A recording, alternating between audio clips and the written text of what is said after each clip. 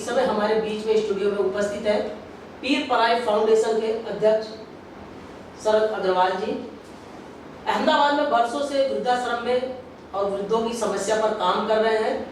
Corona में भी sir ने अहमदाबाद के जितने भी वृद्धाश्रम हैं उन वृद्धों की मदद के लिए काफ़ी काम किया, चाहे उनको दवाइयाँ हो, चाहे उनके बीमारी से कोई संबंधित समस्या हो, अनाज की तकलीफ हो, तो लगातार पीर पराई फाउंडेशन काम करती रही।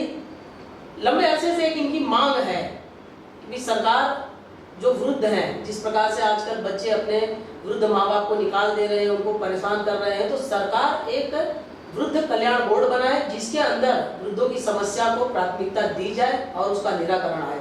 तो आइए जानने की कोशिश करते हैं इसी मुद्दे पर कि यह मांग क्यों की जा रही है और इतने समय से ये वृद्धों के साथ काम कर रहे हैं, तो हकीकत में किस प्रकार की समस्या इन्हें देखने को मिल रही है। शरद जी, पुनः आपका स्टूडियो में आपका स्वागत है। धन्यवाद।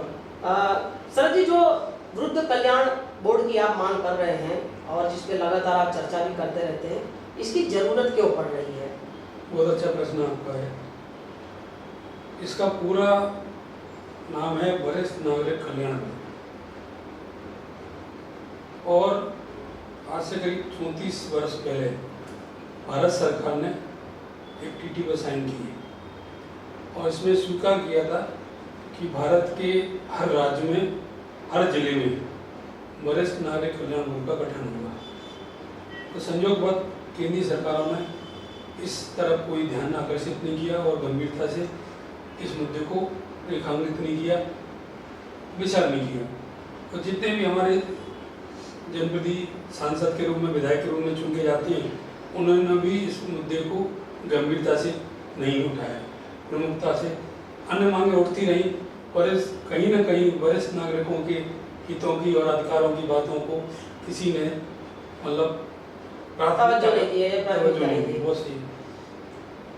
मूल वजह क्या है कि आज जो वरिष्ठ है 60 वर्ष का, 65 वर्ष का, उसने अपनी जिंदगी के 40 वर्ष इस देश और समाज के निर्माण में किसी न किसी रूप में योगदान दिया है।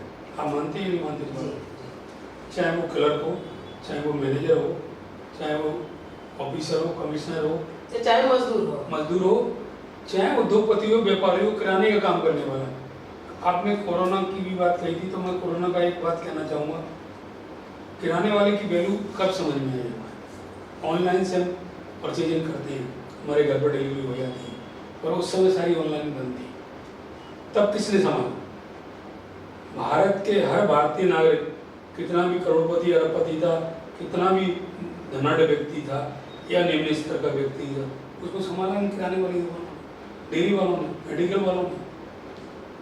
इसको जानकर पीर पराई फाउंडेशन कार्यकारिणी में हमने विचार रखा कि भाई देश पर इतनी बड़ी विपदा आई हुई है, तो हम लोगों को भी इसमें अपना योगदान किसी न किसी रूप में देना चाहिए।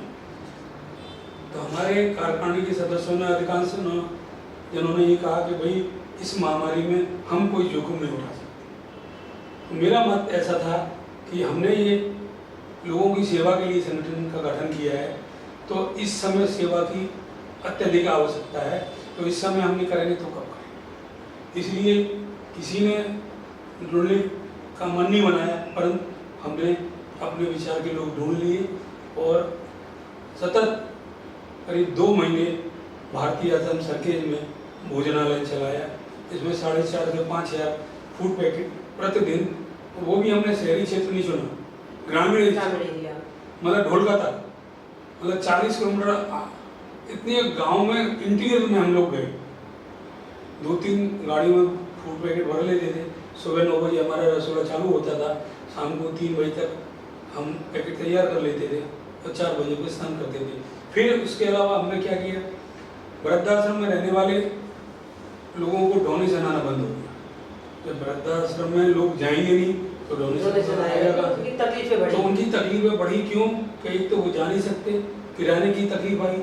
हमने कई वृद्धाश्रमों का, फिर हमने अहमदाबाद जिले में और गांधीनगर जिले में नाश्ते की किट बनाई ताकि उनको 10-15 दिन का सूखा नाश्ता पहुंचा सके। उस नाश्ते की 1.25 किलो की करीब वजन की हमने सामग्री भी है। उसमें फरसाण है, गांठिया है, पापड़ा है और जो भी अपना मोहनथाल है, ये सभी तरह के सामान रखकर, बिस्कुट के पैकेट और नमकीन के पैकेट रखकर सभी वृद्धाश्रमों में जा जाकर हम देखें। और कई वृद्धाश्रमों की स्थिति ये थी कि लाइट का बिल नहीं भरा गया, तो लाइट का बिल कटने की तैयारी है, तो उनको आर्थिक सहयोग, भाई उनकी लाइट चलेगी तो पंखा, गर्मी का मौसम था, तो हमने कई वृद्धाश्रमों में आर्थिक सहयोग दिया। वो नगद किसी को नहीं दिया, चेक के माध्यम से उनके अकाउंट में डाला या डायरेक्ट हमको किसको आपको भुगतान करना है। एक वृद्धाश्रम में गौशाला थी, तो गौशाला के लिए गाय के लिए चारा की समस्या है,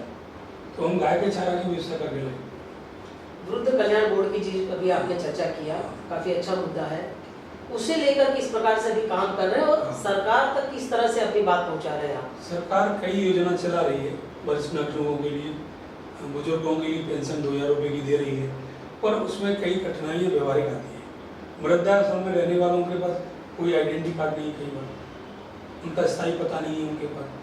अब उसमें जब तक इसके बीच में सरकार और वृद्धाश्रम के बीच में एक एजेंसी चाहिए जो इस काम को करे, कि सभी वृद्धाश्रमों में जाकर उनका फॉर्म भरे और उनको पेंशन सुनिश्चित करे। इसको ध्यान में रखते हुए जब हम काफ़ी वृद्धाश्रमों में जाते थे तो एक विषय ध्यान में आया, इनके लिए हाथ खर्च के लिए पैसा नहीं है। इनको सुबह चाय बिस्कुट मिल जाती है, दोपहर को भोजन, शाम को हाइटी मिल जाती है, रात को भोजन।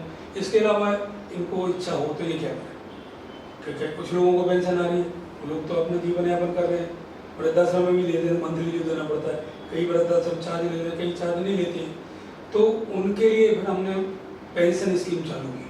केंद्रीय वित्त राज्य मंत्री जब शिव प्रताप शुक्ल थे, जो आजकल हिमाचल के राज्यपाल हैं, तो वो आज से 5 वर्ष पहले आषाढ़ बीज के दिन, जगन्नाथ यात्रा के दिन, हमने अहमदाबाद में उनको आमंत्रित किया, उनके कर कमलों द्वारा ये योजना प्रारंभ की। और आज भी हम करीब 125 लोगों से ज़्यादा पेंशन दे रहे हैं लोगों को, वृद्धाश्रम में रहते हैं। पर जिनको जरूरत है उनको एक सेल्फ डिक्लेरेशन फॉर्म देना पड़ता है कि मेरे पास किसी किस्म की आवक नहीं है, मुझे पीर पराई फाउंडेशन की पेंशन स्कीम में शामिल कर लिया जाए।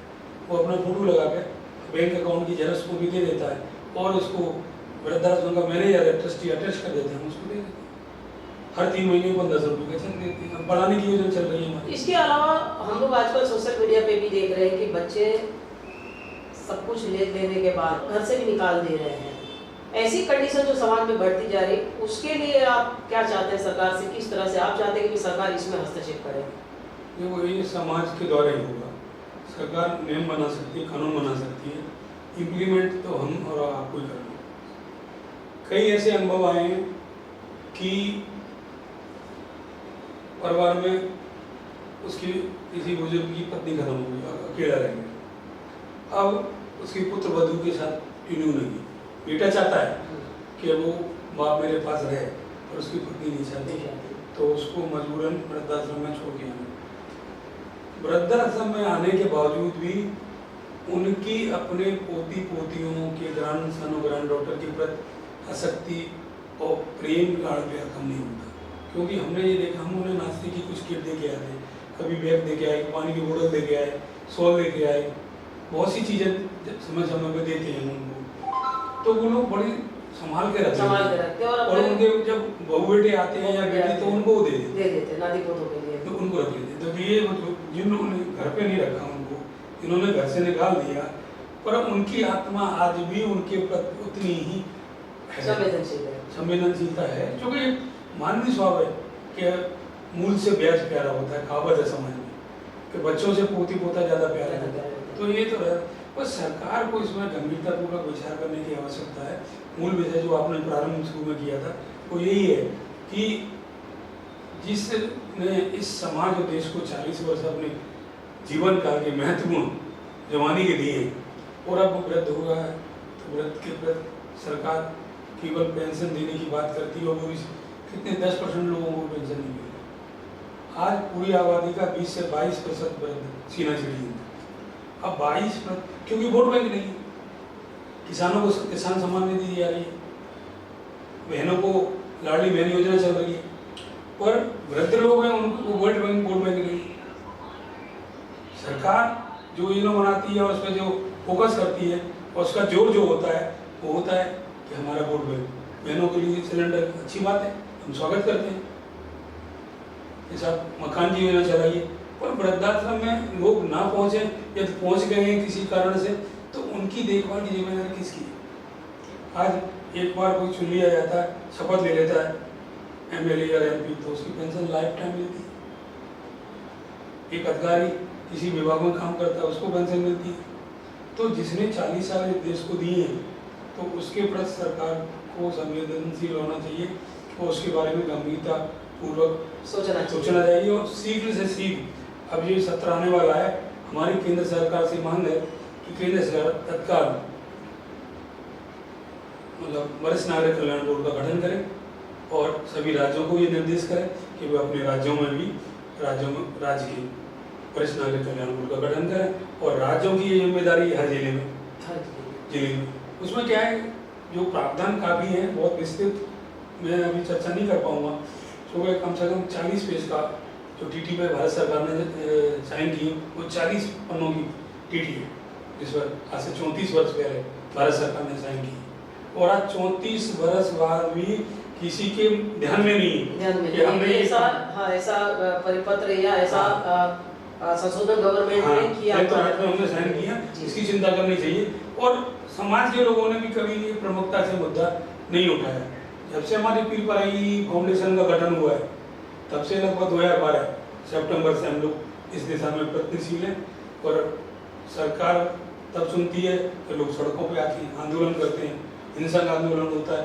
शांति प्रिय चलाए गए आंदोलन या पत्राचार को सरकार गंभीरता से, ये दुर्भाग्य है हमारे देश का। तो ये थे हमारे स्टूडियो में हमसे चर्चा करने के लिए शरद अग्रवाल जी, जिन्होंने वरिष्ठ नागरिक कल्याण बोर्ड के बारे में जानकारी दी।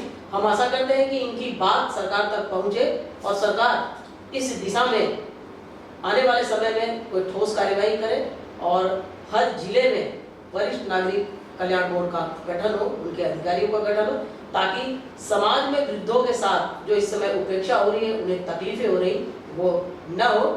मैं पुनः शरद अग्रवाल जी का सूर्योदय न्यूज की स्टूडियो में आकर हमसे चर्चा करने के लिए आभार प्रकट करता हूँ। बहुत बहुत धन्यवाद। नमस्ते।